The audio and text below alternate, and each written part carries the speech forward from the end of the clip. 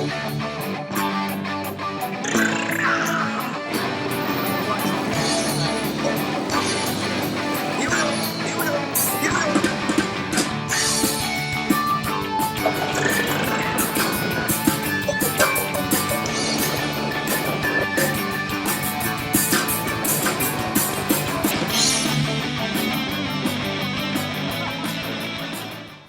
everybody, and welcome back to On the Roof. Today we have a wonderful guest, Freyja Inanna, and she's an Integrative Orgasmic Life Alchemist. That's a loaded title. Can you explain to me what that is? Well, it's someone who uses the integrative process of healing from trauma and integrating all aspects of the self in a healthy way. And part of that process is using orgasmic energy and teaching people to live in their orgasmic energy and hold that space of living life orgasmically. And the alchemist part is that this process alchemizes and changes everything in one's life. It takes that which is holding us back and alchemizes it into something that actually makes us grow. What is your process, and how did this approach evolve for you? It's an incredibly powerful process, but there's something on your wall back there that's kind of catching my attention. I'm curious what that means. That's EDS, which stands for Ehlers-Danlos syndrome. I'm doing a documentary on this syndrome, focusing on a little 2-year-old Russian girl and a family down in Maryland, and I'm going to use them as the subjects for the story and just kind of bring awareness and attention to something that is so much more dramatic than you can comprehend. Nobody seems to know about it. And it's bizarre.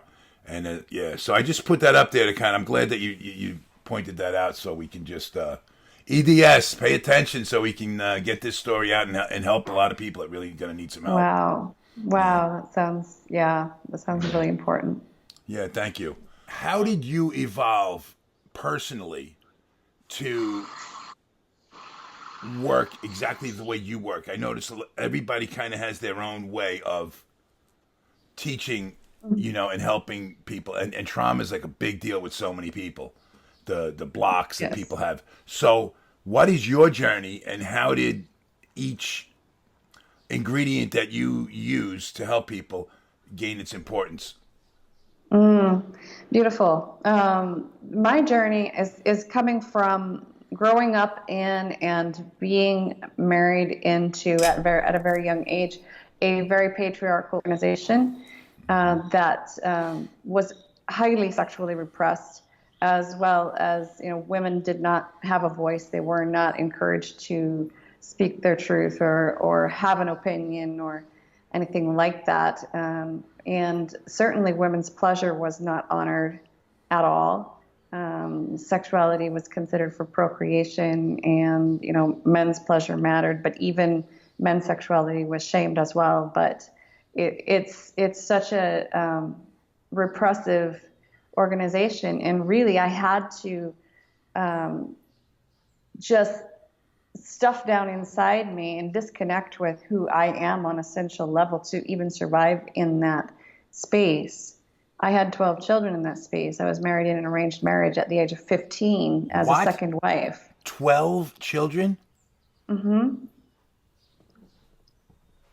Yeah. Yeah, I just had to, process that. Okay. And I have one more son. Wow. Yeah. Carry on. Go ahead. Go ahead. Yeah. Yeah, and I had to completely deny most of who I am to survive in that space. And as you can imagine, when a man has many wives, even if he's trying to be fair, which that wasn't a thing, then nobody's having their needs met, really honestly. And so it left me in a place of incredible, it's like I felt alone, surrounded by people, because I didn't have that connection with my supposed partner nor were we allowed to have any interactions that were like on that kind of connected sexual level with the other women. Okay, but even beyond just sexual, there was zero intimacy with other people. On even Well, if it's there not on a wasn't any, sexual intimacy. I mean intimacy at all. not Like, deep. yeah, Yeah, yeah, nothing deep. Nothing deep. yeah. And Wow. especially not with my partner. And Hmm. I really, really desired that. And I was so out of integrity with who I am that I was in a state of depression. And, there were times that I just wanted to be gone. And if it weren't for my children and knowing Yeah, that no one would love them like I did, I yeah, would have been. yeah. That bad. Yeah, and then Wow. there's the fear of that, because you'll go to hell if you do that anyway. Suicide is such a stigmatized thing in any religion. So far, Yeah. everything we've brought up is stigmatized. So far, we're across the board stigmatized. So far, it all has Yeah. these misconceptions. It really does. But we'll get into that. But go Yeah. ahead. And so it's this whole denial of who I was and numbing it out and trying to survive. And I finally realized through some self-empowerment and other things that I was doing that the only thing that was keeping me stuck and like imprisoned in this place was my own belief that there was any truth in that. And it took a lot of work to get me to that point. And I finally decided that, I can't change this from the inside. I tried. And when people are stuck in their own beliefs and they don't want to change, they will not. And I can't force that. So I chose to leave. I decided to choose into living my life in a way that I could draw in the kind of relationship that was deep and meaningful that I deserved to experience and really feel and experience joy in life, because really that's why we're here, is to develop those deep relationships and experience joy in life. And as long as we're allowing our traumas and our limiting beliefs to hold us back from that, we will not create anything different. We'll be caught up in that cycle Yep. that trauma creates in our lives. And so I left, and I still had 6 children at home at the time, and I took them with me. And and I don't want to make light of when it, but a in couple of order for months later, somebody in order for somebody in your position to leave, you literally need like a train. Like you're not going to get on a bike and just go. I mean, you need like yeah, a caravan to get your loved ones with you, right? I mean, it's yeah, not just it's that much more complicated. it is. And the reason I bring it up because it just exemplifies the longing within you that needs to be met. I mean, it's that serious. It You is. can't, that you've taken all you can take at that point. Yeah, yeah, it's true. And I there's a particular quote that is coming up for me, and I can't remember it exactly, but in the movie Amistad, where it's about slavery, right? Hmm. And Anthony Hopkins in that story made the statement that freedom is such an integral part of humanity and of the spirit that is exemplified in the lengths to which someone will go to to actually regain that freedom when it's taken from them. And so that's kind of along that same line, is that once you actually tap into that desire and allow yourself to feel it, then I mean you have to be in that space that you will do whatever it takes to heal, to move forward, to get out of that cycle of trauma of what's being created in your life that you don't want, so that you can actually move into what you do want Right. to And create. also that your children can see that as being such a catalyst in you know, your rebirth being the catalyst in who you Yes. are so that they can pick up the torch from you there and not be subjected to that repression.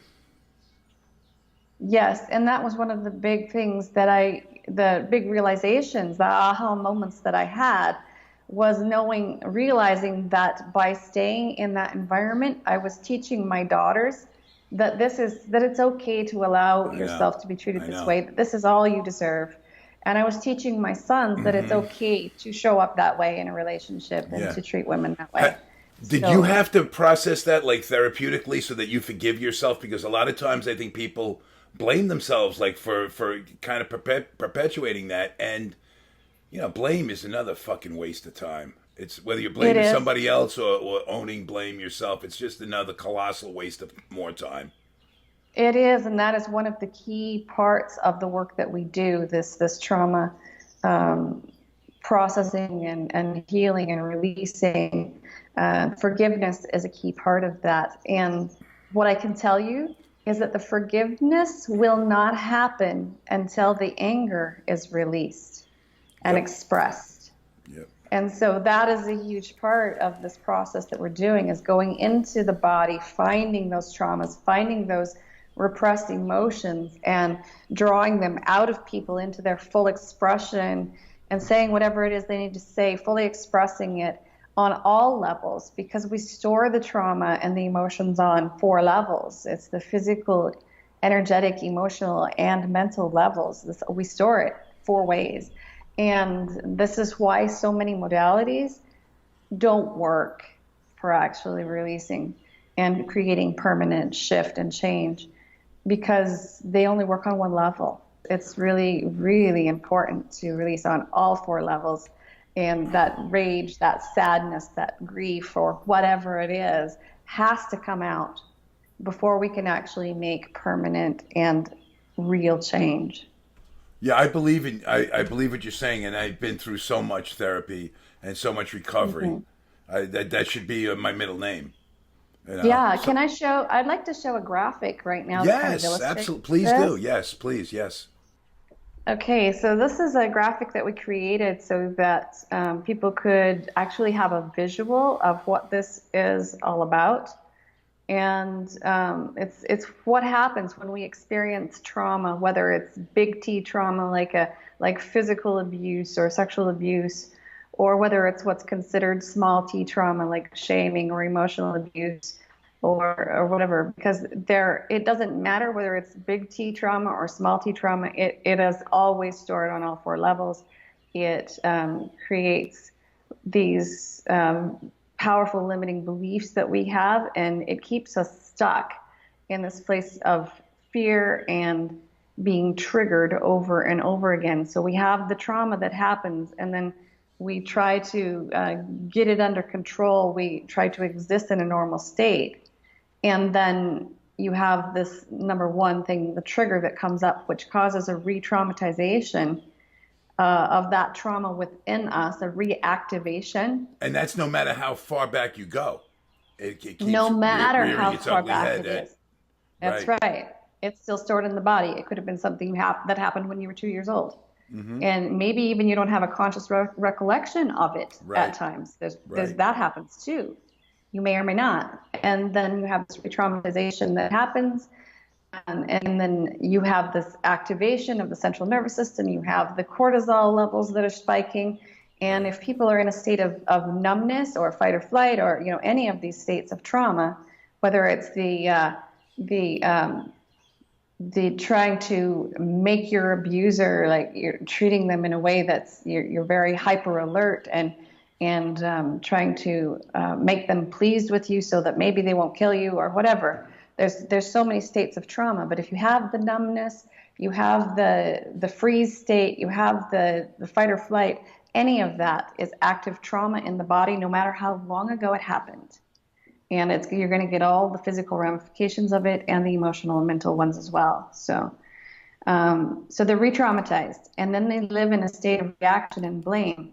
And quite often this means reacting to people who triggered you in a way that's completely unrealistic to what they actually did, because they're activating that trauma that happened that was really severe back when it happened, and you're responding in that way rather than to what they actually did or said, right? Right.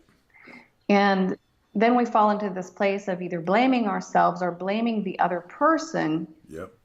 for what they did, blaming them for triggering you and not being sensitive enough around you, or blaming yourself for reacting super, inexcessively, which can actually cause damage to relationships and quite Sure. often does. Sure. And then, yeah, so then we blame ourselves for reacting in that way when actually it wasn't, it was that huge trauma we were reacting to. And then Yeah. we step into this coping and avoidance. And so we actually build our lives around coping and avoiding the triggers, coping with the trauma, avoiding with the triggers. And that's not living, because there's so much more to actually experience and live than just avoiding your triggers and coping with your trauma. That is not, that's just existing. Right. And it can actually be existing in a state of health. So then we get it back under control, and we feel like, with all of the little things that we're doing, or maybe even the big things, the therapy, the Reiki treatments, the various other modalities, or people can have done a shit ton of work and still be triggered. And then you think you got it under control, and then the trigger happens again, and it all starts over. And so that's what we've kind of called this trauma-centered life. And so many people are living in that state. And so we when we react, we justify, we normalize, we excuse the trauma, and we cement its central place in our lives even deeper. And you can tell that real healing has occurred because the triggers are gone. We're left with the life lessons and the wisdom from those experiences, but we're no longer triggered. And that doesn't So the mean same that you thing don't can have happen, to. right? Let's say a trigger is, actually crossing paths with an individual.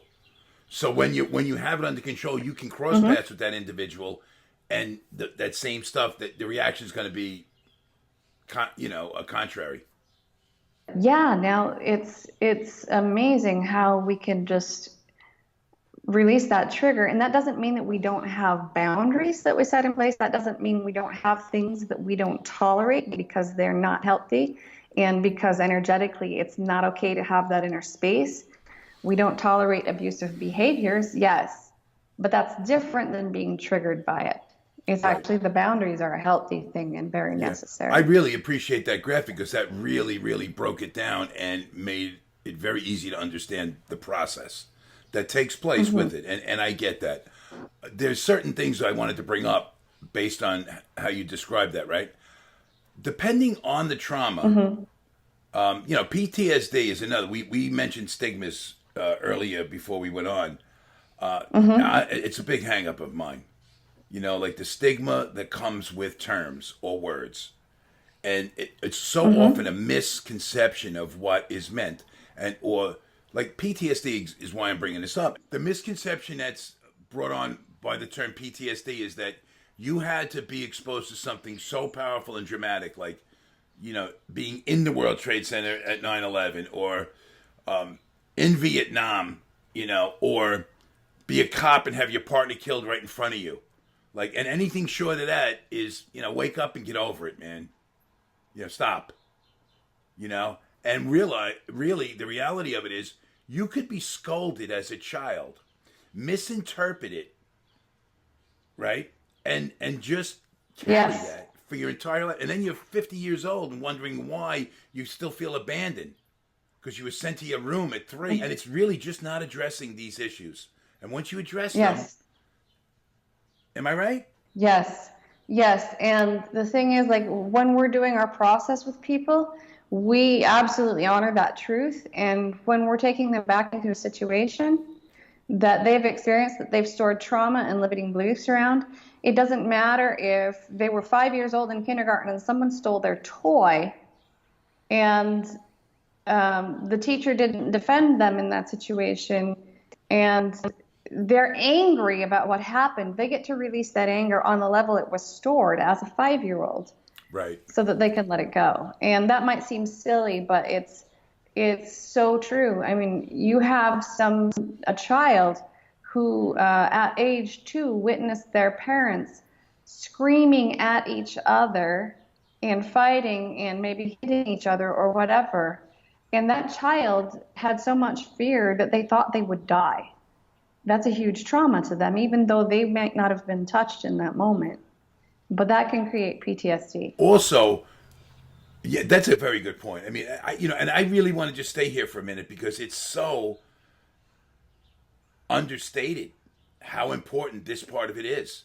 This is the foundation that the rest of the recovery is built on, and it's so often not addressed with the importance that it deserves. Yes. When you're young, you don't understand the message. You interpret it the way you want to interpret it. Now, that could be affecting so many areas of your life, and that doesn't mean anyone gets any blame here. It's just a matter of go through the process so you can stop and get out of your own way. Because we're doing this to ourselves at this point. Yes. Just go through the process. Like, I have to be trusting enough to let you take me through the process. And if I don't, then I'm not going to get the benefits. Like, who's been there has got to take you through. And then you'll understand what you couldn't even see. Absolutely.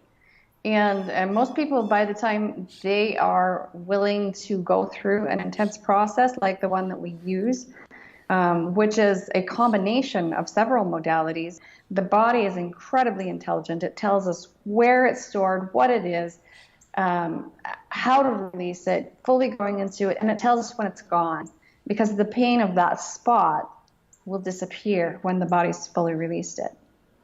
It's amazing. I interviewed this girl, young girl, very pretty girl, and you look at her and you would never see what she has been subjected to, okay? And she's very open, and she talked about being, raped repeatedly at 5 till 7. Like, going through this really intense sexual abuse. And then nowhere to turn, blah, blah, blah, all the things that come with it, right? And then, I guess high school, I think it was, when, the drinking and the drugging starts. And I mean, and she started where most people quit. Like, she was like, when she went for it, all in. And, because of, and, there's a lot to cover up at this point. And you're so young, so emotionally unstable, so ill-equipped that the whole train is so far off the tracks. Usually people don't come to somebody like you until the damage is so insurmountable that they are so overwhelmed. This is the last stop on the train. And I think that is amazing. Yeah. And we have people who come to us who aren't in that place but have been there. And we also have people who come to us who they're just really, really proactive, and they can see that their trauma has been causing the cycle in their lives once they become aware of it. We'll have people who come to us because they haven't been able to experience their pleasure because of these kinds of traumas that you've had. And they don't actually realize all of the other ways that it's affecting their lives as well. Well, you know what? If somebody's repressed, they don't know they're repressed until they learn from somebody that's experienced something that they've never knew existed. Really repressive organizations isolate people. And that's why really abusive people isolate people so that they can't get that part of it. Keep them in the bubble. Yeah. Yeah. Yeah, it's insane. But I really believe that there's really something substantial, something beneficial in bottoming out. Like, really, like, if you make it through, a lot of people don't make it through, and that's a tragedy. But when you make it through something like that, there's a freedom that comes by, because now it's almost like you've experienced real pain, and that makes change easier to do. Like, conditioning is so intense, it's so complex, that people go through their whole lives never being tested and being able to manipulate themselves so that they never will be tested. Like, I don't I fear heights, so I am never going to go to the ledge. Now, it's okay, so you're up on a mountain or you're up on a roof and you're like doing whatever you can without tipping your hand, that, you're not going to go near the ledge. But like, Yeah. and I think that was in that graphic you put, the avoidance. To waste all this time living in this avoidance, how do you ever get to ecstasy if you're living in avoidance? It's like, it's not going to happen. You can't. Right. It's not possible. It's Right. like somebody getting stabbed with a knife, and then rather than getting the knife surgically removed and the damage repaired, they keep this knife, they hold onto it, and they just live their lives around making sure that nobody bumps it, that they don't do anything that bumps it, and it's there, and it's pain all the time, and they avoid anything that might create more pain, but they're not willing to actually remove it. God bless you just for finding your path, because as you were telling your story early, I was saying to myself, what a crime, what an injustice for a creative person to be so fucking stifled. Like, who gives other people that right to just take kids and just fucking inflict this one perspective on them? And that's right, and everything else is wrong. I mean, think of the people that made contributions to the world globally throughout history. These were people that went against the grain. Always. Always. You name them, any religious real leader was breaking away from whatever they were in. I mean, how do you not fucking see that? Excuse my French. Yeah. It's disturbing, man. It is. I speak French too. No, just kidding. Good one. All right. Yeah. It's just, we have to wake up. What I want to get to is the sexual modality of what you do, because that's often, like, therapeutically, that's always left alone. I mean, I've been to therapy for so many years. This is never brought up. Not in the sense that you do, like where your sexual freedom, your sexual expression is what can release those blocks and free you. Well, the sexual aspect of who we are is actually an essential part of us. We are erotic beings by nature. We come from sex. Sex is orgasmic energy is creative energy. That is how we manifest, is by tapping into our sexual energy.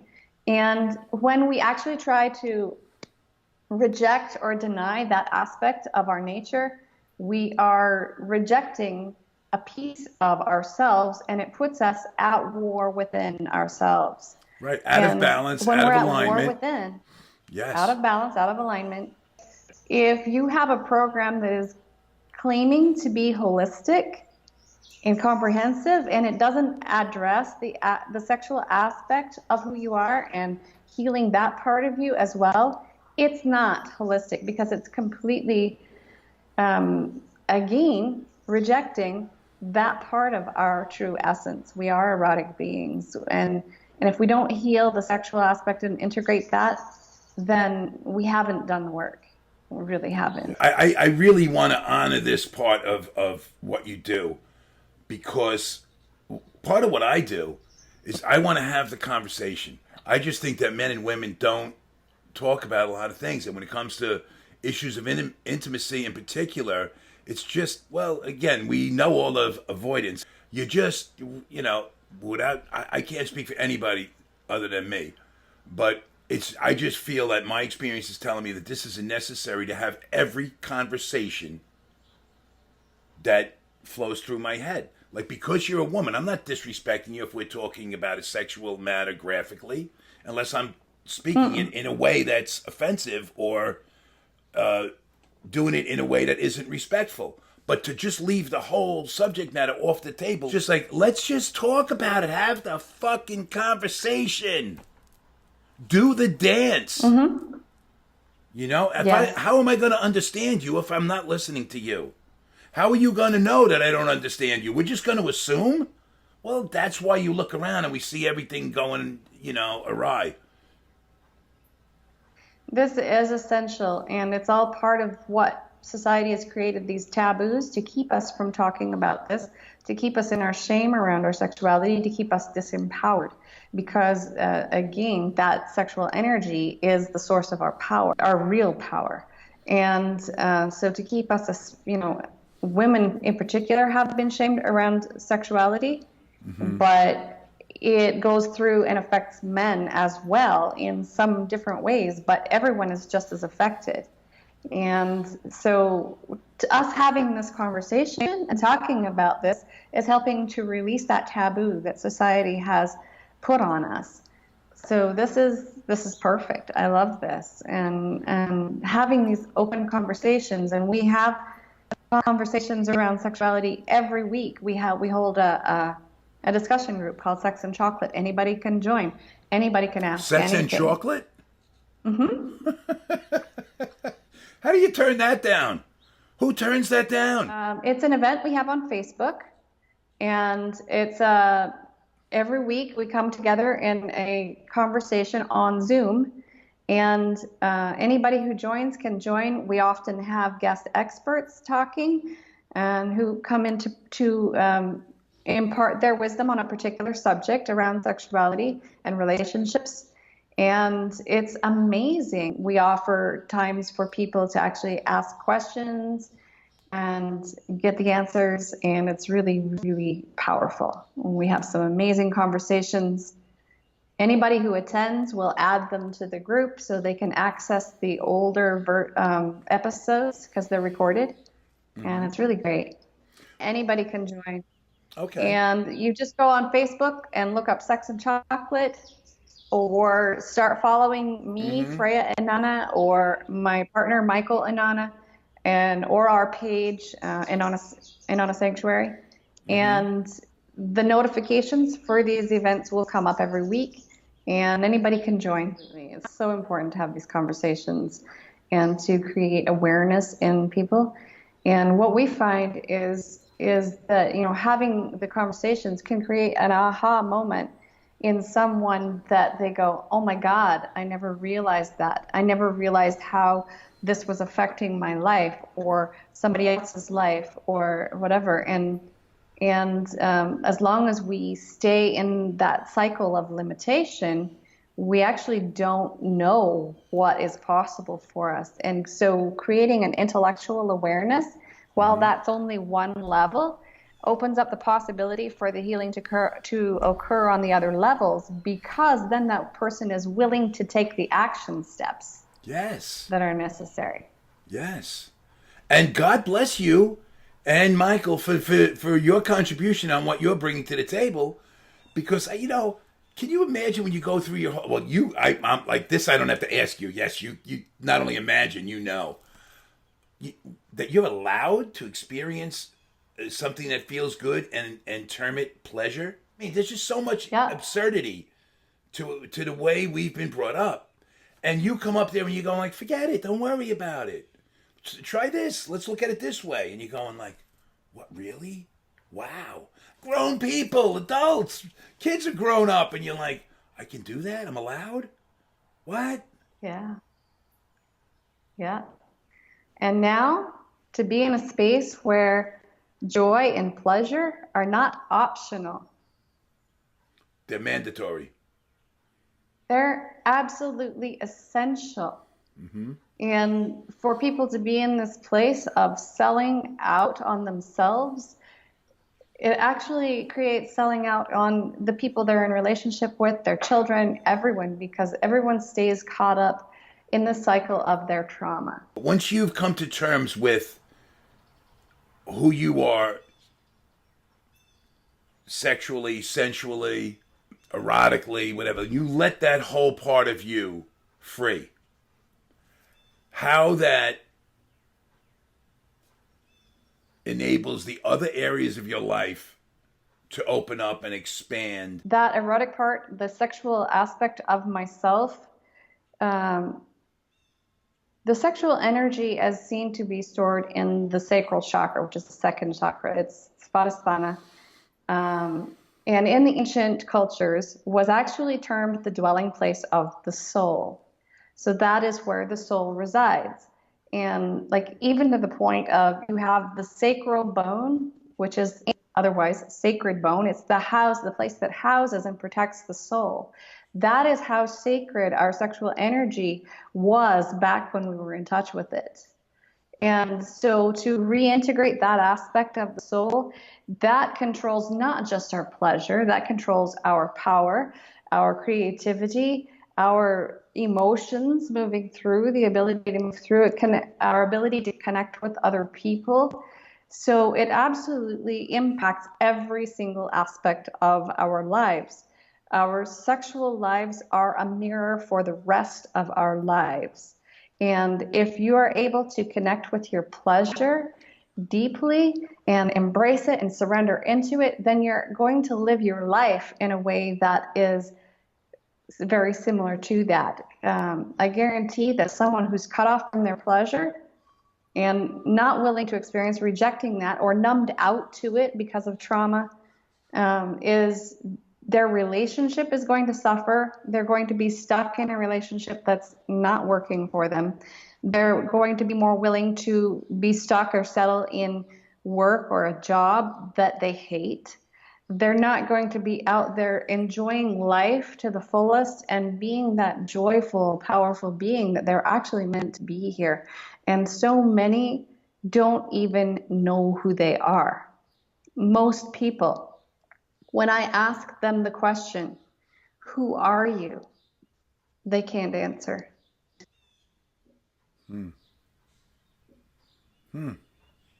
So, I am a beautiful, loving, compassionate, powerful goddess of freedom and light. You say that with such confidence. Now, how many women can humbly refer to themselves as a goddess? That's a really, really hard one for so many. And again, there's that conditioning, that social conditioning, where so often women either can't integrate that, they can't feel that, they can't get in touch with that as being a part of who they are, or they're owning it in a way of, I'm elevated above. And neither of those is a healthy place to be. But to actually be able to integrate and own that divinity and power within you, that's powerful, and it's really, really beautiful. And it's not done in a manner of grandiosity, but there is a level of humility in that. You have to say, I'm allowed to feel spectacular. You do it in a way with humility, with grace. I just think the way you did that and the way you express it, it's right. It's appropriate, and it's part of the message that isn't necessarily delivered often enough or in that manner that you just did. So that's why I think it's important that we do that. You know? I'd like to ask you about feminine energy and masculine energy and how you feel about the balance, how important the balance is for both men and women to honor both their masculine and feminine. Yes, it's absolutely important. Balance is an interesting term, and it can be misleading in this because actually we're not looking to create a specific like 50-50 or 40-60 or whatever. It's actually unleashing both the masculine and feminine energy within us to their full potential, and whatever that turns out to be for us individually. Right. So maybe I'm 70% feminine and maybe my partner's 50-50. Right. He might be in a male body, but maybe he's 60-40 on the feminine side. And it's all perfect. It's just unleashing whatever that is for you completely 100% and being fully authentically expressed. I know I'm guilty as charged, about not understanding what feminine energy is within a male and what masculine energy actually is within a male and what they both are truly within a female. Like to really understand others and understand myself, it's required part of it. So obviously you understand its importance, and what do you think about, how important it is for both men and women to understand how important it is to find whatever balance works for them? It's absolutely essential, because what has happened over these thousands of years since the agricultural revolution is that men have been taught to despise the feminine, to crush the feminine, and that includes the feminine within themselves. And so until we actually switch that around, and women have been holding this up too. They have been teaching their boys to be disconnected from their own feminine. They will ridicule in a partner when he shows his feminine side. All of this stuff. It's a thing that we all have to get in touch with. So many women have moved into masculine energy instead of the feminine because the feminine hasn't been taken seriously and honored in the workplace. So there's this incredible imbalance in the world right now. And so for women to actually step into a true feminine power, then that's actually way more powerful than a woman being mostly in her masculine and then emasculating her partner. So it creates a really, really powerful balance. And then for a man, the what is considered masculine in the world right now is the wounded masculine. It's the dominator model belief system. It's not the true masculine, which actually honors and protects the feminine and the earth and the children, and is in touch with his own feminine side, the nurturing side, and it's really, really beautiful when the balance is created. So it's absolutely essential that we come back into balance with the masculine and feminine. If this can really be addressed, and more widely accepted, a lot of things are just going to fade away. They're just going to just fall to the wayside because it's really important. I was down because of this EDS. I was down in Maryland, and I got to spend a day with this family that I'm going to be one of the subject of the piece I'm doing, right? What I didn't even sleep. I slept last night. Saturday, I drove back, and I'm exhausted. I'm mentally, emotionally, and physically drained. And I laid down, and I could not sleep. I did not sleep at all Saturday night. There was just something happened, I got to, and here's what I'm going to say. This was such an unbelievable, and it's hard. I even said to the Michael, the husband and father, I was like, I don't want to sound like like a lightweight, or come off cheesy.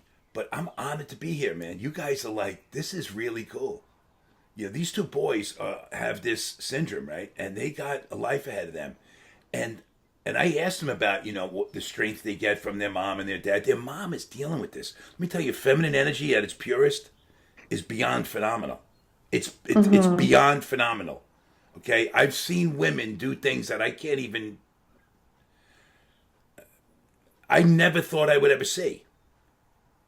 I'm just now in a place where I can understand the magnificence of it and how much dedication. And it's so much more than just being a mom or having that maternal instinct, because to get up and do it every single day, it's the consistency that I'm blown away with every day, and to not waver and to just be firm in your conviction on what you think is right and honoring that throughout. And it's just amazing. I mean, Tao, she's 100 years old doing yoga and still carrying this message of gentle power. Gentle power. She has had hip surgery at 90. What doctor is going to do hip surgery on somebody that's 99? Unless you know who she is and realizes she's got a lot more to give, because she's proven that and earned that. And this is a 100-year-old woman. I sit in awe. Okay, so I'm with this family and these two boys, and the at 11 and 12 years old, they understand. I asked them point blank. I go, this might sound uncomfortable, but do you understand what feminine energy is? Now I ask grown men my own age that. I get this uneasy, squirmy, like, dude, what happened to you feeling? Feminine. What are you talking about? What did I walk into here? What the, and these 11 and 12-year-old boys, because they understand a level of honesty and truth and reality, and I'm just sitting there, I'm going, man, this is something. This is really something. I mean, they're, and I'm just blown away by it, but it's that feminine energy is what I'm saying. And Michael, he's a high school football coach. He's a head football. Everything that says macho is right there. And yet he's like a gentle dude. He's a cool guy. Yes. And it was just, maybe it's that it seems so profound to me because I've been in the dark so long looking at things the way I've looked at them. So now it just seems more profound. I don't know. But I can just tell you my experience with this.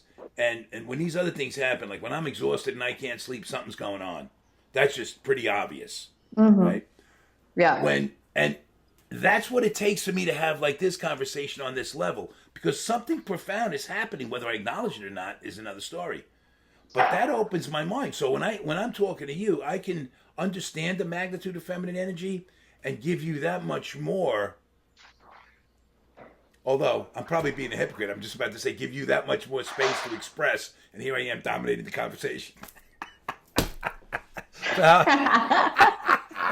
Oh, what an idiot. The magnitude of your journey that brought you to the place that you can authentically understand the importance of your journey to get to where you are.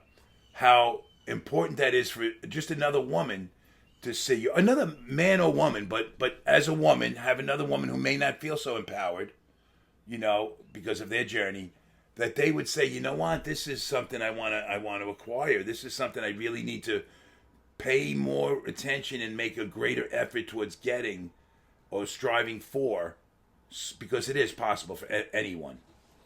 So how important is that for you to, for this to be your platform? For a woman to step into her power, to discover who she is, to fall in love with that person herself, and to then move in the world and allow her family members, her loved ones, her children to actually get to know that amazing goddess that she is, that amazing, powerful, beautiful, passionate being that she is, that so many of us have hidden from the world and not even allowed ourselves to get to know. This is essential. It's so powerful and it's so beautiful. And I actually have a graphic that would be really great to kind of illustrate this. Please. And this is true for women and men, not just women. It's essential for all of us. But I feel like the women are taking the lead in this evolution right now. Currently, absolutely. So yes, incredible. Yeah. So this graphic is we call it showing how you can create authentic expression, what is required. So most people are caught in this trauma cycle where the trauma limited self can never actually live their destiny. It's impossible because they don't first even know who they are, and then they don't have the tools to actually access that because they're caught up in this such cycle here, the cycle that I mentioned to you before and showed you the graphic. So in that state, they experience separation, isolation, frustration, loneliness, and pain. This is the trauma-limited self, and they keep getting caught up in that trigger and blame and coping and all of that. And so sometimes, what's really required to be fully authentically expressed is an ability to connect with ourselves, who we are, with source, with other people. And the other access here is the freedom to be who we are and stepping into freedom. And so when people are caught up in this trauma cycle, they'll do some work and they'll start to be a little more expressed, and they'll either go into the direction of freedom, which is often misdirected freedom, what they think is freedom. That might be going out and rebelling and doing things that they've been told they shouldn't do, or maybe authentically having some experiences of freedom, but they're generally not also experiencing connection as well at the same time, and they can only go so far before that trigger happens and they get pulled back into the cycle. So they'll have tastes of it, but then they'll get pulled back in by their trigger, by their trauma. Or they might step into this area of connection and they have these relationships, but often that connection and those relationships tend to be codependent rather than interdependent. They can't maintain the relationship because they're not authentic. And they're attracted to somebody that is authentic, and they can't carry their weight. Yes. Exactly. Someone who's a vibrational match for where they're at because they're actually still hiding. They're living behind walls and masks Right. because of their traumas. Yep. And so you have This is people who so are common. drawing in the wrong kind of relationship over and over and over. And what's really actually possible once people do the deep work is following this green arrow of doing that releasing and healing. And this has to be done on all levels. It can't be just on the emotional level. It can't be done just through talk therapy. It can't be done just through getting some Reiki work, and it really can't be done just through reading books, because that is not a body level experience. So when you are in this place of being authentically expressed, you feel empowered. You are able to express yourself authentically. And was part of the freedom is being authentically fully expressed without the need for the approval of other people. You're not free if you need their approval to be you and to actually know who you are. Most people out there, like I said, have no fucking idea who they truly are, let alone having a real connection with their life purpose. Does that make sense? I just Yeah. love these. This graphic is as along with the other one because they're beneficial. You can see it, and it's a lot of graphics. They're just I don't know what the fuck it is, but that one really made it real clear to see, what you were speaking about. And when you're talking behind the graphic, it really makes sense, and it's real easy to visualize the magnitude and importance of what it is, you're focusing on. As far as the sexuality and what you teach, like what actually happens, how do you help people to sexually release and expand, reach these places that you refer to? These retreats are individual retreats. We work with one person at a time. Even when we have a couple here, we're working with one person at a time in these sessions because it's so deep and intense. They're coming as a team, but for their release part of the session, we're working individually, separately. Oh, for this one and phase if they choose, okay. Yes. Okay. And if they choose, they can include their partner for the orgasmic part of the session, where we're actually accessing the subconscious mind through orgasmic energy to really go deep, and it's like reprogramming the subconscious mind, because in that state of orgasm, especially intense extended orgasm, then you have direct access to your subconscious mind. You can use powerful affirmations that will go in at a body level, at a cellular level, to reprogram the subconscious mind, because the ego can't be present in the state of orgasm. You have to be in the now moment to experience that state. So it's, when you do affirmations, if you just do them looking in the mirror, your ego's right there and it's going, yeah, bullshit. I'm not buying it. And it's not really going to go in, or it's going to take a very long time to create a real subconscious shift. Right. But in that state during this session, and we're teaching people to work together. If they come as a couple, we're teaching them to work together to be able to do this manifesting orgasmic work, and to actually do that technique of reprogramming the subconscious mind, which is really beautiful and really powerful. It's incredible. And we're teaching breathwork techniques and like lots of different things and ways of, so everybody goes home with the tools to do this themselves, for themselves, to actually really step into their own power at a much deeper level and be fully expressed. So that's incredible. It's beautiful. It actually re-energizes the body and the energy body after that powerful release of all the emotions that they're letting go, all of this negative, heavy energy. They're being refilled with the really powerful, orgasmic energy is the highest vibrational energy possible to experience in the human body. So that's powerful. And not only that, that part of it actually opens up and clears the lower two chakras as well, which with energy work alone is impossible to completely clear the lower two chakras and release trauma from there. So it's so beautiful. And not only that, it's rewiring the body to experience pleasure at a much, much deeper level. So, because some, especially women, we've found, and men have this too, and it shows up in things like erectile dysfunction and premature ejaculation, where they've numbed out and they're not they think they're oversensitive, but they're actually not sensitive enough, and they're not moving the energy through their body.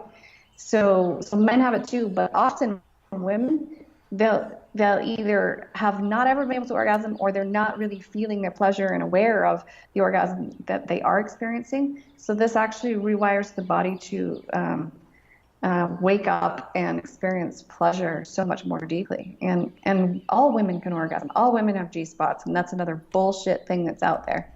Like even doctors will tell women, oh well, 30% of women at least can orgasm, and if you're one of those, don't worry about it. Tell that to a man. I don't think so. No, they can, and it's really, really powerful. This is our cliffhanger. What do you think? Okay.